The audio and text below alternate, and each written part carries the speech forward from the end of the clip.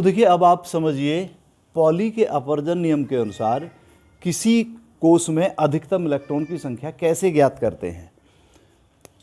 इसके लिए आप पहले क्वेश्चन लिखें। लिखिए, पॉली के अपवर्जन नियम की सहायता से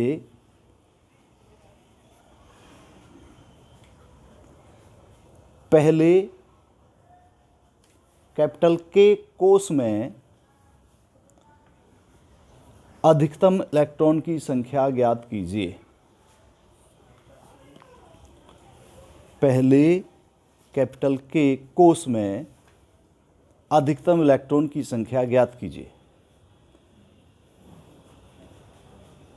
अब ये आगे तक चारों क्वेश्चन ऐसे ही होंगे, केवल आप ये बदल लें, दूसरा जो होगा वो L होगा, तो पहले की जगह दूसरा L कर लें। लिखिए, पॉली के अपवर्जन नियम की सहायता से दूसरे L कोश में अधिकतम इलेक्ट्रॉन की संख्या ज्ञात कीजिए।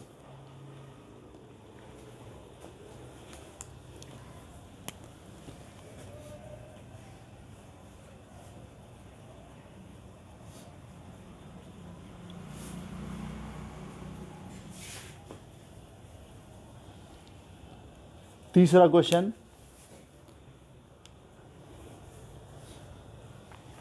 M कोश में अधिकतम इलेक्ट्रॉन की संख्या ज्ञात करना। या तीसरा M कोश में, या तीसरे M कोश में, तीसरे शब्द भी लगा लें। और लास्ट का क्वेश्चन है,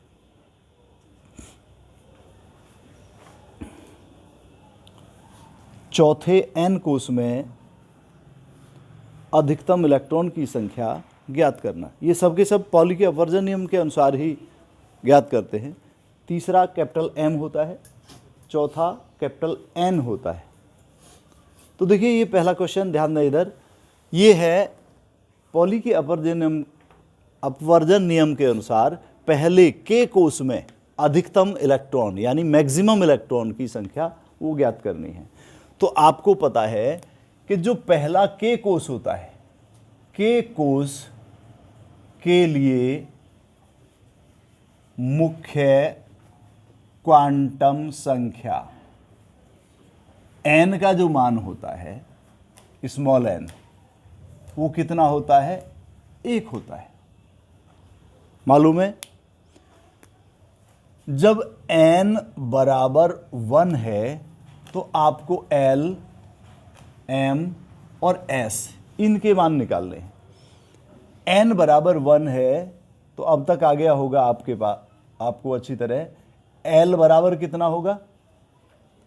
किसी भी n के लिए L के जो मान होते हैं 0 से लेकर n-1 तक होते हैं, तो कितना होगा? केवल 0 होगा। और L यदि 0 है तो उसको S से रिप्रेजेंट करते हैं। ठीक है, इसका मतलब S उपकोश है ये। L 0 है तो M की वैल्यू भी 0 है, और S की वैल्यू इस M के लिए एक बार +1/2 और एक बार -1/2। तो आप लगा लीजिए S उपकोश है। S क्या बताता है? ये इलेक्ट्रॉन के घूमने की दिशा, कि एक इलेक्ट्रॉन क्लॉकवाइज डायरेक्शन में घूम रहा है और एक एंटी क्लॉकवाइज डायरेक्शन में, अर्थात इलेक्ट्रॉन कितने हो गए? कुल 2। इनको रिप्रेजेंट कैसे करेंगे? S2। S2 क्या बता रहा है? कि ये S उपकोश में है दोनों इलेक्ट्रॉन। ये कैसे पता चला कि S उपकोश में है? L की वैल्यू 0 है, इसलिए L यदि 0 है तो उसको किससे प्रकट करते हैं? याद रखना, ये यदि L की वैल्यू 0, 1, 2 और 3 होती है तो उनको क्रम से S, P, D और F से प्रकट करते हैं। ये याद रखना, अक्सर भूल जाते हैं इसको। ठीक है, तो ये नोट कर लीजिए। तो कुल इलेक्ट्रॉन की संख्या कितनी होगी? आप लिख दीजिए, कुल इलेक्ट्रॉन की संख्या बराबर 2। कौन से कोश में? पहले कोश में। तो लिख देंगे पहले के कोश में अधिकतम इलेक्ट्रॉन की संख्या 2 होगी। नोट कर लिया? अब आइए दूसरे में। जो दूसरा होता है वो होता है एल कोष। यहां पर एल कोष में अधिकतम इलेक्ट्रॉन की संख्या ज्ञात करना है।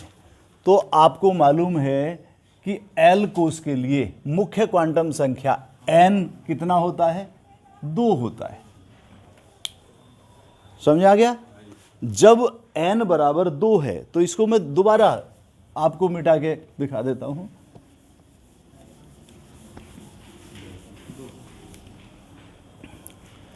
जब n बराबर 2 है तो l बराबर कितना होगा? 0 और 1। 0 को S से और 1 को P से प्रकट करते हैं। L 0 है तो M 0 होगा, L 1 है तो M होगा -1, 0 और +1। ये वैल्यू होंगी। ठीक है। अब इन प्रत्येक के लिए S का मान +1/2 और -1/2। इन प्रत्येक के लिए चाहे तो आप ऐसे अलग अलग करें या एक साथ ही ऐसे +-1/2, +-1/2, +-1/2। तो देखिए 2 इलेक्ट्रॉन तो ये हो गए, और किस में है? ये S उपकोष में है। लिखेंगे इनको S2। अब ये कितने इलेक्ट्रॉन हैं? यहां पर देखिए 3 नहीं है, एक बार +1/2 है, एक बार -1/2। तो 2, 2, 4, 2, 6, तो 6 इलेक्ट्रॉन ये हुए। किस में है? P उपकोष में। इनको दिखाएंगे P6। तो कुल इलेक्ट्रॉन की संख्या हो जाएगी, कुल इलेक्ट्रॉन की संख्या बराबर 2 + 6 यानी 8। तो आप लिख देंगे पॉली के अपवर्जन नियम की सहायता से जो एल कोष है दूसरा, उसमें अधिकतम इलेक्ट्रॉन 8 होंगे। कर लेंगे? नोट करिए जल्दी। अब आइए तीसरा क्वेश्चन। तीसरे क्वेश्चन में क्या है? वो कह रहा है एम कोष में, जो तीसरा एम कोष है उसमें अधिकतम इलेक्ट्रॉन की संख्या ज्ञात कीजिए। तो आप जानते हैं तीसरे एम कोष के लिए मुख्य क्वांटम संख्या n का मान कितना होता है? 3 होता है। ठीक है, ये आपने नोट कर लिया। इसे मिटा देता हूं मैं, थोड़ा ऊपर से लेना पड़ेगा, नहीं संख्या नीचे दिखाई नहीं देंगी।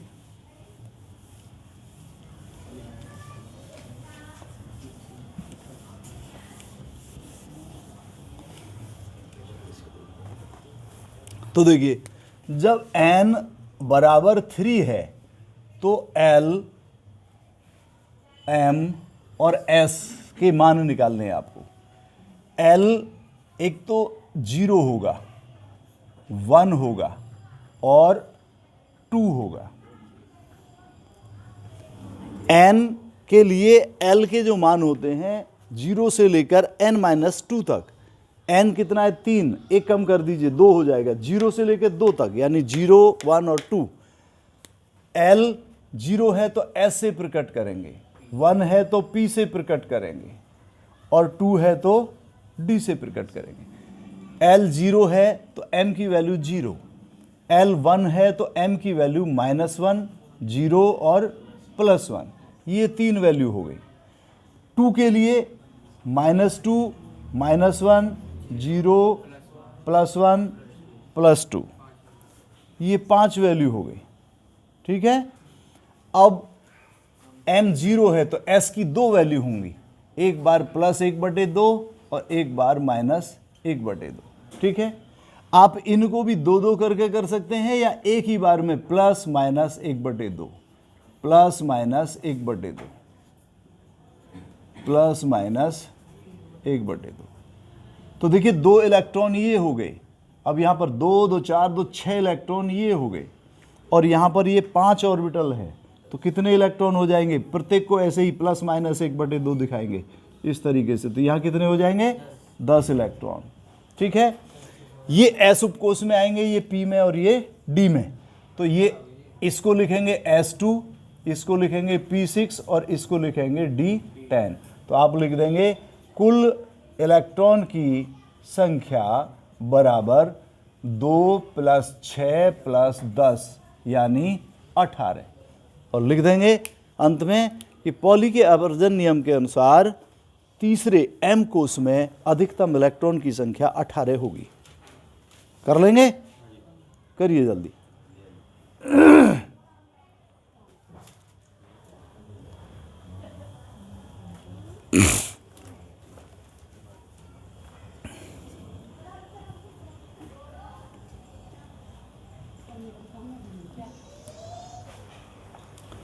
आगे करें। अब देखिए ये ऊपर लास्ट का क्वेश्चन है, इसमें चौथा जो कोष होता है जिसको कैपिटल N से रिप्रेजेंट करते हैं, पॉली के अपवर्जन नियम के अनुसार चौथे N कोष में अधिकतम इलेक्ट्रॉन की संख्या ज्ञात करना। तो आप जानते हैं चौथे N कोष के लिए, चौथे N कोष के लिए मुख्य क्वांटम संख्या स्मॉल n का मान कितना होता है? 3 होता है या 4 होता है? 4 होता है, लिख दिया 4 होता है। अब जब n बराबर 4 है तो आप इन सभी के वैल्यू निकाल लीजिए।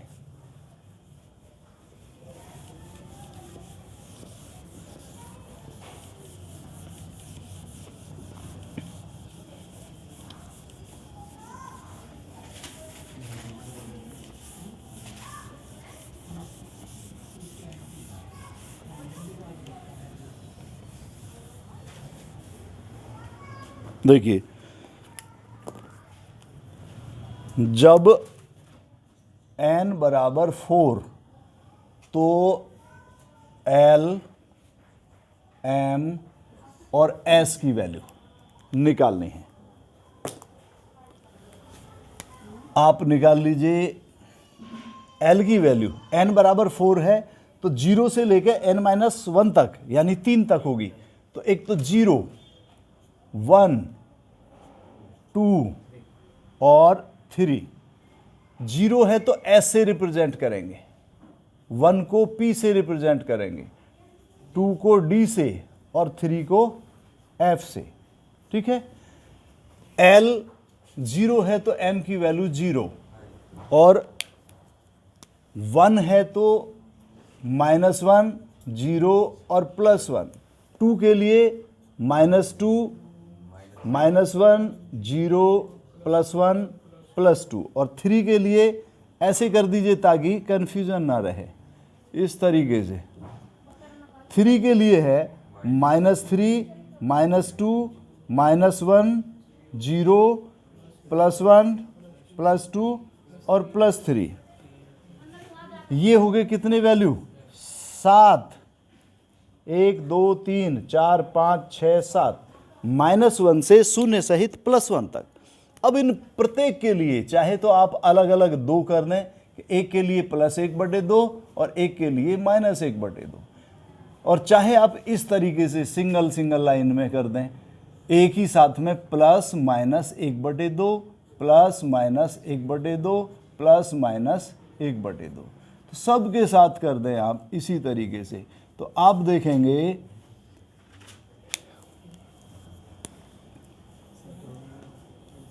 इन सब के आगे +-1/2 लिख देंगे।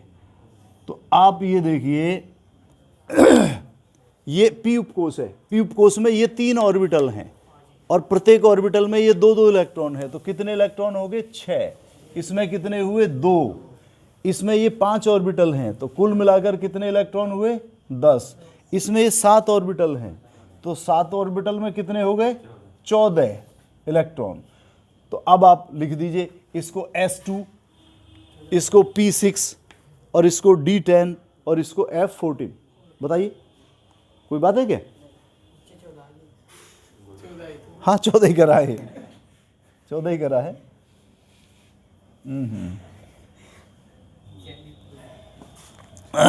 तो देखिए 14 हो गया। अब इनको जोड़ दीजिए, आएंगे ये इलेक्ट्रॉन कैसे? S2, P6, D10 और F14। अब देखिए ये चौथे कोष का S है तो इस तरीके से 4s2, 4p6, 4d10 और 4f14। कुल इलेक्ट्रॉन की संख्या, क्योंकि नीचे दिखाई नहीं देगा, तो लिख दीजिए कुल इलेक्ट्रॉन की संख्या बराबर कितनी हो जाएगी, इनको सबको जोड़ दीजिए, 2 + 6 + 10 + 14 यानी 32। तो इस तरीके से पॉली के अपवर्जन नियम के अनुसार आपने ज्ञात किया है कि जो चौथा n कोष है उसमें अधिकतम इलेक्ट्रॉन कितने होते हैं, 32। समझा जाएगा। यहाँ पर सब के आगे +- 1/2 लिखेंगे। क्लियर हो गया।